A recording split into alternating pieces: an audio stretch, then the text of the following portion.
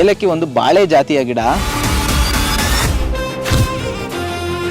ನಾವು ಯಾವ ರೀತಿ ಬಾಳೆ ಮರಿಗಳನ್ನ ಕಿತ್ಬಿಟ್ಟು ಬೇರೆ ಕಡೆ ಹಾಕ್ತೀವಲ್ಲ, ಅದೇ ರೀತಿ ಏಲಕ್ಕಿನ ಈ ಸ್ಟೆಮ್ಗಳನ್ನ ಕಟಾವ್ ಮಾಡ್ಬಿಟ್ಟು ಬೇರೆ ಕಡೆ ಹಾಕ್ಬಿಟ್ಟು ಬೆಳಿಬಹುದು. ಮತ್ತೆ ಯಾರಿಗಾದ್ರೂ ಬೇಕು ಅಂದ್ರೆ ಅವ್ರಿಗೆ ಸೇಲ್ ಕೂಡ ಮಾಡ್ಬೋದು. ನೋಡಿ, ಇದು ನಲ್ಯಾಣಿ ಗ್ರೀನ್ ಗೋಲ್ಡ್ ಅಂತ ಇದು ವೆರೈಟಿ. ಇದನ್ನ ಹಾಕಿ 1 ವರ್ಷ ಆಗಿದೆ. 1 ವರ್ಷಕ್ಕೆ ನಮಗೆ ಹಾರ್ವೆಸ್ಟ್ ಮಾಡಕ್ಕೆ ಏಲಕ್ಕಿ ಸಿಗುತ್ತೆ.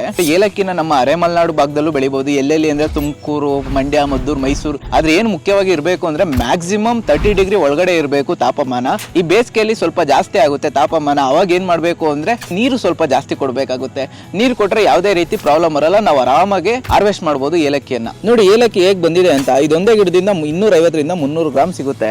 ನಿಮ್ಗೆ ಏನಾದರೂ ಏಲಕ್ಕಿ ಬೆಳಿಬೇಕು ಅಂತ ಏನಾದರೂ ಇಂಟ್ರೆಸ್ಟ್ ಇದ್ರೆ ನಮ್ಮ ಕನ್ನಡ ಫಾರ್ಮರ್ ಯೂಟ್ಯೂಬ್ ಮತ್ತೆ ಫೇಸ್ಬುಕ್ ಚಾನಲ್ ಅಲ್ಲಿ ಸಂಪೂರ್ಣ ಮಾಹಿತಿ ಇದೆ. ಇಂಟ್ರೆಸ್ಟ್ ಇದ್ರೆ ನೋಡಬಹುದು. ಅನ್ನ ಕೊಡುವ ತಾತ